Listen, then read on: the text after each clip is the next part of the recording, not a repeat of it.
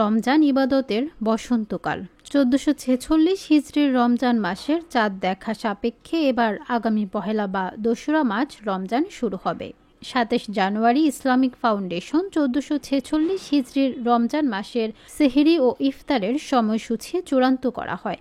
সময়সূচি অনুযায়ী 2রা মার্চ প্রথম রমজানে ঢাকার সেহরির শেষ সময় ভোররাত 5টা 4 মিনিট ও ইফতারের সময় 6টা 2 মিনিট। দূরত্ব অনুযায়ী ঢাকার সময়ের সঙ্গে সর্বোচ্চ 9 মিনিট পর্যন্ত যোগ করে ও 9 মিনিট পর্যন্ত বিয়োগ করে দেশের বিভিন্ন অঞ্চলের মানুষ সেহরি ও ইফতার করবেন বলে ইসলামিক ফাউন্ডেশন থেকে জানা গেছে।